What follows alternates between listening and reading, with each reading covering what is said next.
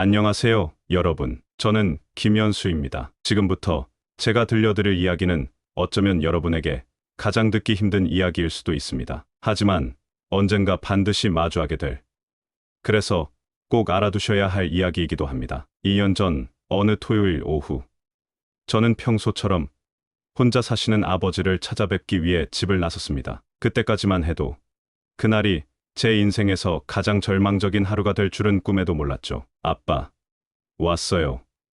하고 문을 열며 들어갔는데 아버지는 거실 의자에 앉아 계셨습니다. 평소처럼요. 하지만 뭔가 달랐어요. 너무 조용하셨거든요. 그 순간부터 저는 제가 얼마나 아무것도 모르는 사람인지 뼈저리게 깨달았습니다. 30년을 살면서 누군가의 죽음을 어떻게 대처해야 하는지 정말 한 번도 배워본 적이 없었거든요. 그래서 저는 그날 누구도 가르쳐주지 않는 것들을 혼자서 하나씩 배워야 했습니다. 잘못된 선택들을 수없이 하면서 말이죠. 만약 여러분이 이 영상을 보고 계신다면 아마 저와 비슷한 상황에 부닥쳐 계시거나 혹은 미리 준비하고 싶어서일 겁니다. 그렇다면 정말 잘 찾아오셨어요. 오늘 제가 들려드릴 이야기 하나하나가 여러분의 소중한 사람을 더 존엄하게 보내드릴 방법이 될 테니까요. 이야기의 끝에 72시간 동안 겪은 일을 시간순으로 정리한 것과 놓치기 쉬운 것들, 그리고 사전 준비 방법까지 정리해 놓았으니 끝까지 보시기 바랍니다.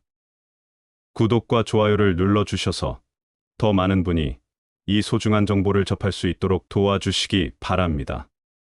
저는 평범한 30대 직장인입니다. 의료진도 아니고 장례 업계에서 일하는 사람도 아니에요. 그냥 여러분과 똑같은 월급 받아 살아가는 평범한 사람이죠. 아버지는 67세셨고 어머니를 일찍 여의신 후 혼자 사셨어요. 저는 매주 토요일마다 아버지를 찾아뵙곤 했습니다. 그게 제가 할 수 있는 최선의 효도라고 생각했거든요. 그날도 평소와 다를 게 없었어요. 토요일 오후 2시쯤 아버지 댁에 도착해서 현관문을 열었습니다. 아빠, 왔어요. 평소라면 그래, 왔구나 하시며 나오셔야 하는데 이상하게 조용했어요. 거실로 들어가니 아버지가 평소 즐겨 앉으시던 안락의자에 앉아 계셨어요. 눈을 감고 계셨는데 낮잠을 주무시는 것 같았어요. 아빠, 주무세요? 하고 어깨를 살짝 흔들어 봤는데 너무 차갑더라고요. 그 순간 온몸에 소름이 돋으면서 머릿속이 하얘졌어요. 아, 이게 그 순간이구나. 드라마나 영화에서만 보던 그 순간이 정말 제게 찾아온 거구나. 처음에는 믿을 수가 없었어요. 며칠 전에도 전화로 통화했는데 그때는 목소리도 괜찮으셨거든요. 요즘 날씨가 추우니까 감기 조심해라 그러셨는데 그게 마지막 말씀이 될 줄은 정말 몰랐어요. 그런데 정말 문제는 그 다음이었어요. 아버지가 돌아가셨다는 현실을 받아들이고 나니 이제 뭘 해야 하는지 전혀 모르겠더라고요. 119에 신고해야 하나? 장례식장에 먼저 연락해야 하나? 병원에 가야 하나? 경찰에 신고해야 하나? 머릿속에 수백 개의 물음표가 떠다녔어요. 그래서 제가 첫 번째로 한 일이 뭔지 아세요? 스마트폰을 꺼내서 집에서 사망하면 어떻게 해야 하나요? 라고 검색했어요. 그런데 나오는 정보들이 다 제각각이더라고요. 어떤 글에서는 119부터 신고하라고 하고 어떤 글에서는 장례식장에 먼저 연락하라고 하고 또 어떤 글에서는 경찰에 신고해야 한다고 하고 결국 제가 선택한 건 장례식장에 먼저 전화를 거는 거였어요. 왜냐하면 그게 가장 시급해 보였거든요. 아버지를 어디론가 모셔야 한다고 생각했어요. 그래서 인터넷에서 찾은 가까운 장례식장에 전화를 걸었습니다. 안녕하세요. 저희 아버지가 집에서 돌아가셨는데요. 목소리가 떨려서 제대로 말도 못했어요. 그런데 장례식장 직원분이 하시는 말씀이 그러시면 사망진단서부터 받아오세요. 사망진단서 없이는 저희가 도와드릴 수 있는 게 없어요. 사망진단서.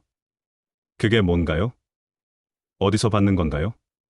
제가 이렇게 물어보니까 병원에서 의사 선생님이 써주시는 거예요. 119에 신고하시면 응급실로 모시고 가서 받을 수 있어요. 그제야 제가 순서를 완전히 뒤바꿔서 했다는 걸 깨달았어요. 장례식장에 먼저 연락할 게 아니라 119에 먼저 신고를 해야 했던 거였어요. 이게 제가 첫 번째로 저지른 실수였습니다. 그런데 이런 실수를 하는 사람이 저만이 아니더라고요. 나중에 알게 된 건데 집에서 가족을 잃은 사람들의 90% 이상이 저와 똑같은 실수를 한다고 해요. 왜냐하면 아무도 가르쳐 주지 않거든요. 학교에서도 안 배우고 어디서도 안 알려주고요. 그래서 제가 지금 이 방송을 하는 거예요. 저와 같은 실수를 하는 사람들이 더 없었으면 하는 마음에서요. 자, 그럼 이제 제가 두 번째로 저지른 실수에 대해서 말씀드릴게요. 119에 전화를 걸 때 절대 하면 안 되는 말들이 있어요. 그런데 저는 그걸 몰라서 정말 큰일 날 뻔했거든요. 떨리는 손으로 119를 눌렀어요. 신고 접수하는 분이 나오자마자 저는 이렇게 말했어요. 저희 아버지가 돌아가신 것 같아요. 그 순간 상황이 완전히 달라졌어요. 신고 접수하시는 분이 갑자기 목소리가 바뀌더라고요. 언제부터 그런 상태이셨나요? 혹시 목격자가 계신가요?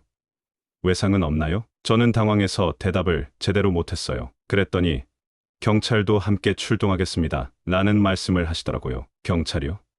왜 경찰이 와야 하죠? 나중에 알게 된 건데. 제가 돌아가신 것 같다. 고 말하는 순간 이게 변사 사건으로 분류될 수 있는 거였어요. 변사라는 게 자연사가 아닌 죽음을 의미하거든요. 그러면 경찰이 와서 조사하고 때에 따라서는 부검까지 해야 할 수도 있는 거예요. 그래서 119에 신고할 때는 절대로 이런 말을 하시면 안 돼요. 돌아가신 것 같다. 이미 숨을 안 쉰다. 차갑다. 죽은 것 같다. 이런 말들은 절대 하지 마세요. 그럼 뭐라고 해야 하냐고요? 이렇게 말씀하세요. 의식을 잃고 호흡이 없습니다. 응급처치가 필요합니다. 깨어나지 않습니다. 이렇게 말하면 구급대원이 와서 상황을 판단하게 돼요. 그들이 전문가니까 현장에서 정확한 판단을 내릴 수 있거든요. 다행히 구급대원분들이 오셔서 아버지 상태를 확인해 보시더니 자연사로 추정됩니다.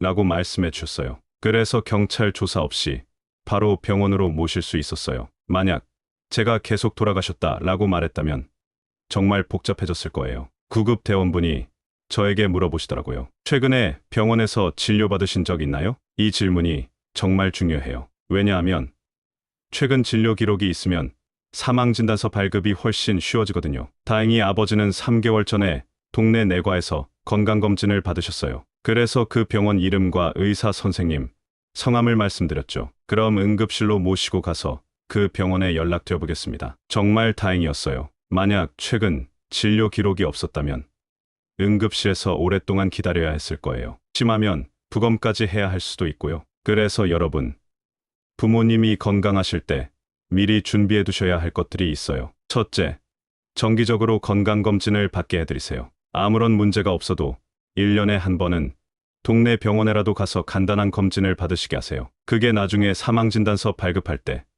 정말 큰 도움이 돼요. 둘째, 복용하고 계신 약물이 있다면 그 목록을 정리해 두세요. 구급대원분들이 물어보거든요. 평소에 드시던 약이 있나요? 이때 대답을 못하면 또 복잡해져요. 셋째, 지병이 있으시다면 그것도 정리해 두세요. 고혈압, 당뇨, 심장병 이런 것들 말이에요. 이런 정보들이 자연사 판정에 도움이 돼요. 구급차가 도착하기까지 약 10분 정도 걸렸어요. 그 10분이 정말 길더라고요. 아버지 곁에 앉아서 손을 잡고 있는데 정말 아무 생각이 안 났어요. 그냥 멍하니 있었던 것 같아요. 구급대원분들이 오셔서 아버지 상태를 확인해 보시고 심폐소생술을 시도해 보겠냐고 물어보시더라고요. 저는 아니라고 했어요. 이미 많이 시간이 지난 것 같았거든요. 그럼 병원으로 모시고 가서 정식 사망진단서를 받으셔야 합니다. 그렇게 아버지는 다시 구급차에 타게 되셨어요. 정말 마음이 아팠어요. 집에서 평안하게 가셨는데 또 병원으로 가야 한다니요. 구급차 안에서 구급대원분이 저에게 조언을 해주셨어요. 병원에 도착하면 사망진단서를 꼭 여러 부 발급받으세요. 나중에 여러 곳에서 필요하거든요. 그리고 장례식장도 미리 알아보시는 게 좋아요. 요즘 빈소 예약이 쉽지 않거든요. 정말 고마웠어요. 그분이 미리 알려주지 않았다면 저는 또 실수했을 거예요. 병원에 도착해서 응급실로 들어갔는데 너무 익숙하면서도 낯선 공간이더라고요. 평소에는 아픈 사람을 치료하는 곳으로만 생각했는데 이렇게 마지막 절차를 위해 오게 될 줄은 몰랐어요. 응급실 간호사분이 서류를 주시면서 말씀하시더라고요. 고인분과의 관계, 인적사항, 발견, 당시 상황을 자세히 적어주세요. 손이 떨려서 글씨가 제대로 써지지 않았어요. 아버지, 이름, 주민등록번호, 주소. 평소에는 외우고 있던 것들인데 갑자기 기억이 안 나더라고요. 담당 의사 선생님이 오셔서 간단한 문진을 하시고 외관상 검사를 하신 후에 말씀하시더라고요. 자연사로 보이고 최근 진료 기록도 있으니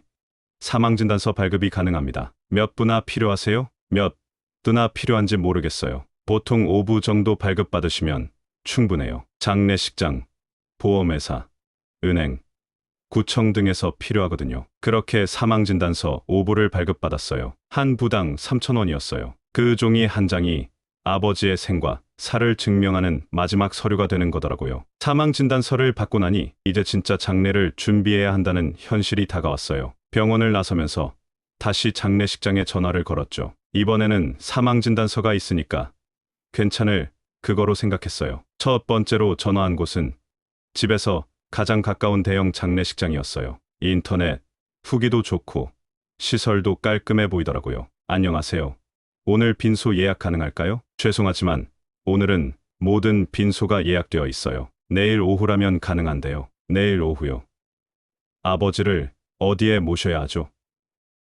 당황스러워서 물어봤더니 병원 영안실에 임시로 모실 수 있어요. 하루에 10만 원 정도 들고요. 10만 원이요. 하루에요. 그것도 그냥 차가운 방에 모시는 건데? 너무 비싸다는 생각이 들었어요. 그래서 두 번째 장례식장에 전화를 걸었죠. 빈소는 있는데 화장장 예약이 문제네요. 가장 빠른 게 5일 후예요. 5일 후라고요. 그럼 5일 동안 빈소 비용을 내야 한다는 얘기잖아요. 3일장이 5일장, 심지어 6일장까지 될 수 있다는 거죠. 세 번째로 전화한 곳에서 드디어 희망적인 답변을 들었어요. 빈소도 있고 화장장도 모레까지는 예약 가능해요. 다만 시설이 조금 오래됐어요. 시설이 오래된 건 상관없었어요. 중요한 건 아버지를 제대로 모실 수 있냐는 거였으니까요. 그래서 바로 그 장례식장으로 향했어요. 도착해서 보니 정말 시설은 오래됐더라고요. 하지만 직원분들이 친절하셨고 가장 중요한 건 냉장 보관 시설이 제대로 되어 있다는 거였어요. 여기서 정말 중요한 팁을 하나 드릴게요. 장례식장을 선택할 때 가장 먼저 확인해야 할 건 냉장 보관 시설이에요. 요즘 같은 날씨에는 특히 더 중요하거든요. 냉장 시설이 제대로 안 되어 있으면 고인의 상태가 빠르게 안 좋아져요. 장례식장 직원분이 상세하게 설명해 주셨어요. 3일장 기본 패키지가 350만 원이에요. 여기에는 빈소 사용료, 관, 수혜, 기본 음식이 포함되어 있어요. 화장비는 별도로 30만 원이고요. 350만 원이요? 생각보다 비싸더라고요. 그런데 그게 끝이 아니었어요. 조화는 몇 개 정도 생각하세요.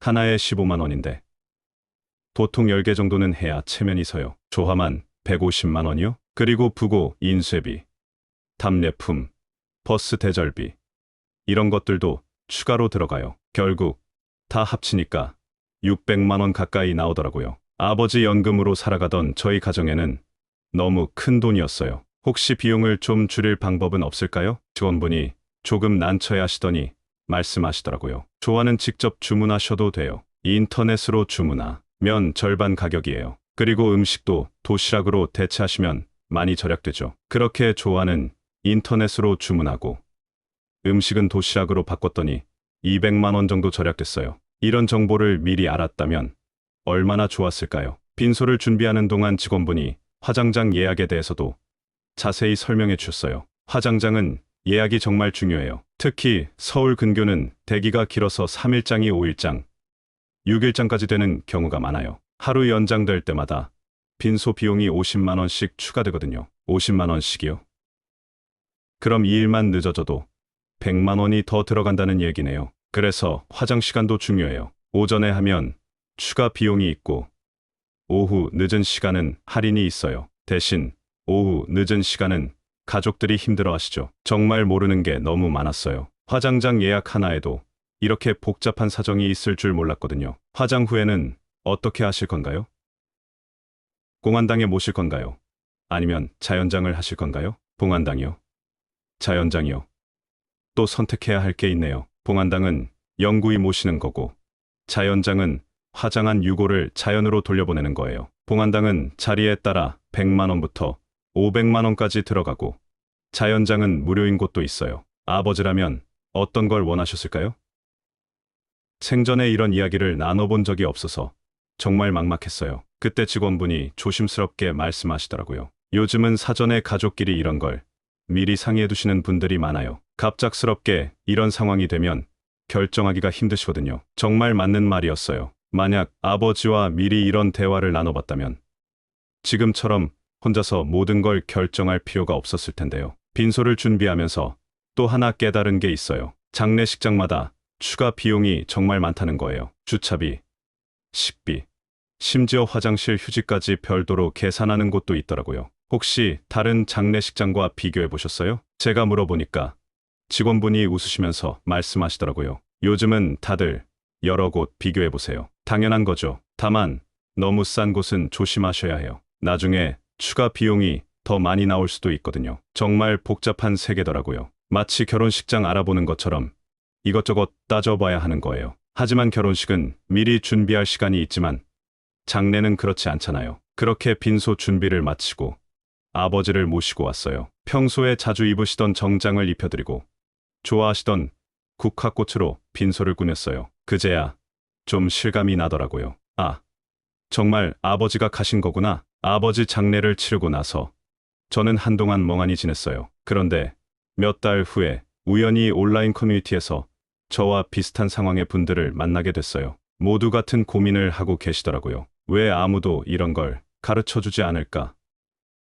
미리 알았다면 얼마나 좋았을까? 그래서 제가 집에서 사망대처법이라는 작은 카페를 만들었어요. 처음에는 몇몇 안 됐는데 지금은 회원이 3,000명이 넘어요. 그리고 지난 2년 동안 200명이 넘는 분들과 직접 상담을 했어요. 전화로, 카톡으로, 때로는 직접 만나서까지요. 그분들과 이야기하면서 정말 놀라운 걸 발견했어요. 90% 이상이 저와 똑같은 실수를 하신다는 거예요. 의사 가족분들도, 간호사 가족분들도, 심지어 장례식장에서 일하시는 분의 가족분도 똑같이 당황하시더라고요. 왜 그럴까 생각해봤는데 답은 간단했어요. 죽음에 대한 준비는 개인적인 일이라고 생각해서 아무도 이야기하지 않거든요. 학교에서도 안 가르치고, 직장에서도 안 알려주고, 심지어 가족끼리도 이런 이야기는 피하잖아요. 가장 많이 받는 질문 베스트 3. 첫 번째 질문은 혼자 살던 부모님. 며칠 후에 발견했다면 어떻게 해야 하나요?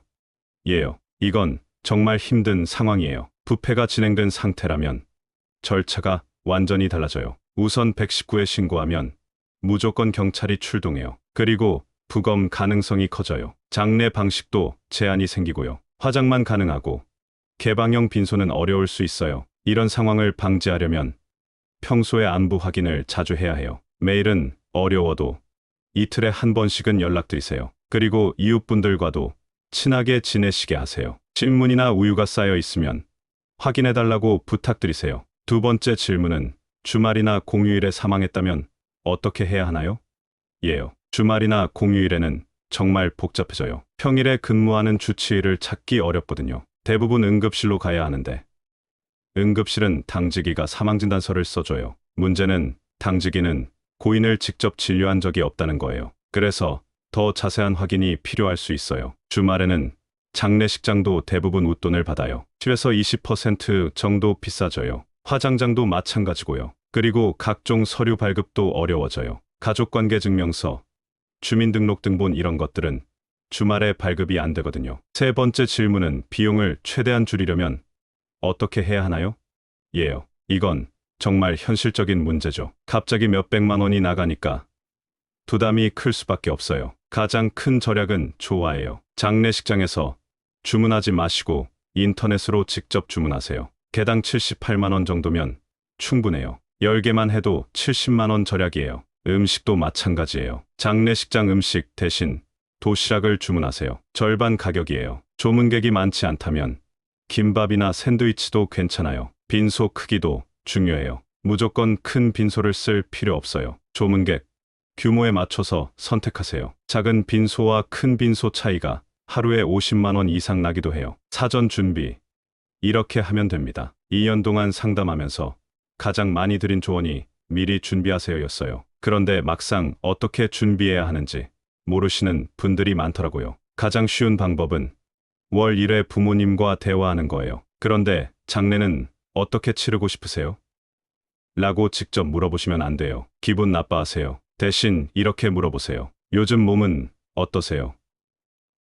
혹시 아프시면 어느 병원에 가고 싶으세요? 이렇게 자연스럽게 시작하세요. 그 다음에는 복용하시는 약이 있나요? 혹시 리스트를 적어두면 어떨까요?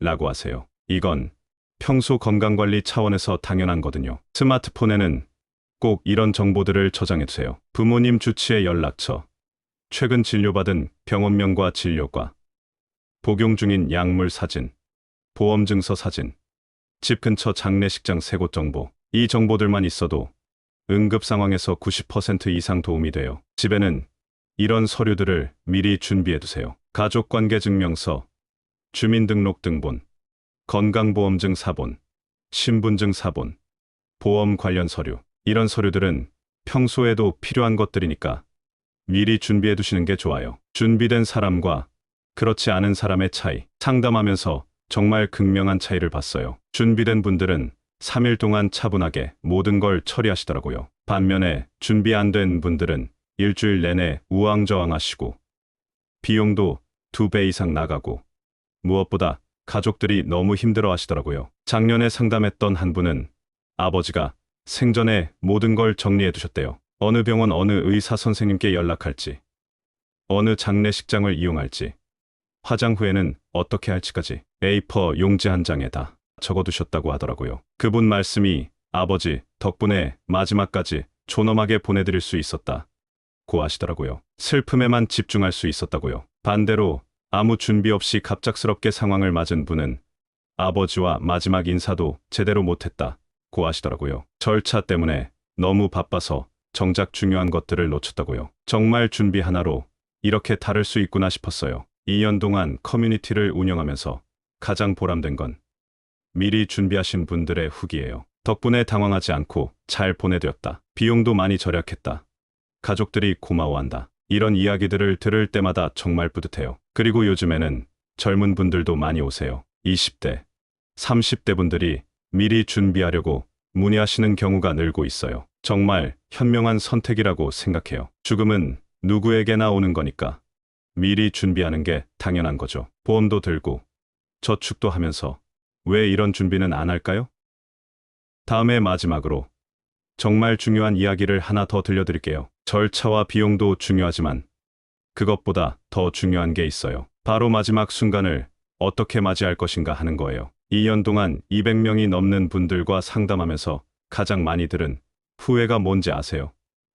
마지막에 제대로 인사도 못했다는 거예요. 절차에 쫓겨서 정작 가장 중요한 순간을 놓쳤다는 이야기들이에요. 저도 마찬가지였어요. 아버지를 발견하고 나서 119에 신고하고 병원 가고 장례식장 알아보고 하루 종일 전화기만 붙잡고 있었어요. 정작 아버지와 마지막 시간을 보내는 건 뒷전이었죠. 그런데 상담하면서 정말 인상 깊었던 분이 계세요. 어머니를 집에서 보내신 60대 아들분이었는데 그분은 달랐어요. 어머니를 발견하고 나서 1시간 동안은 아무에게도 연락하지 않았어요. 그냥 어머니 손을 잡고 앉아 있었어요. 엄마, 고생 많으셨어요. 사랑해요. 이런 말씀을 계속 드렸어요. 그분 말씀이 그 1시간이 제 인생에서 가장 소중한 시간이었다고 하시더라고요. 어머니와 진짜 마지막 대화를 나눈 시간이었다고요. 그 이야기를 듣고 정말 후회했어요. 왜 저는 그런 시간을 갖지 못했을까?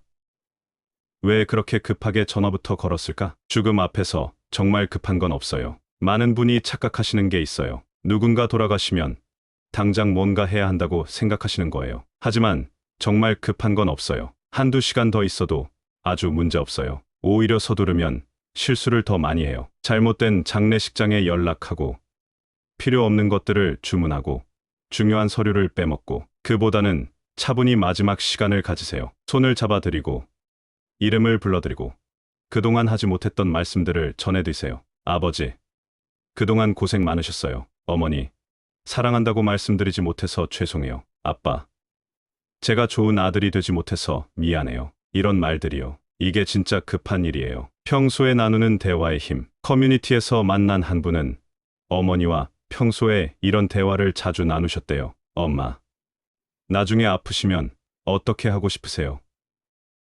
엄마, 마지막에는 어떤 말을 들으시고 싶으세요?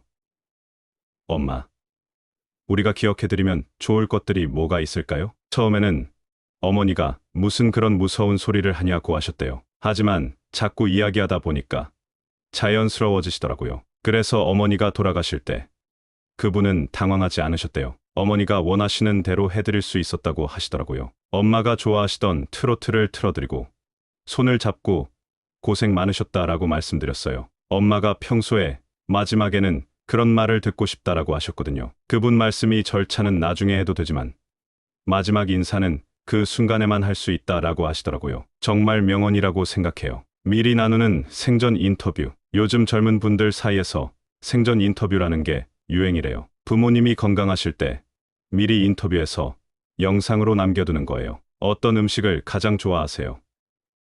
가장 행복했던 순간은 언제였나요? 자녀들에게 하고 싶은 말씀이 있다면 마지막에 어떤 모습으로 기억되고 싶으세요? 이런 질문들을 자연스럽게 나누면서 대화를 녹화해두는 거예요. 그러면 나중에 그 영상이 가장 소중한 유산이 되더라고요. 꼭 영상이 아니어도 돼요. 그냥 평소에 이런 대화를 나누는 것만으로도 충분해요. 서로를 더 깊이 이해하게 되고 나중에 후회도 덜 하게 되거든요. 준비는 사랑의 표현이에요. 어떤 분들은 이런 대화를 나누는 걸 꺼리세요. 불길하다.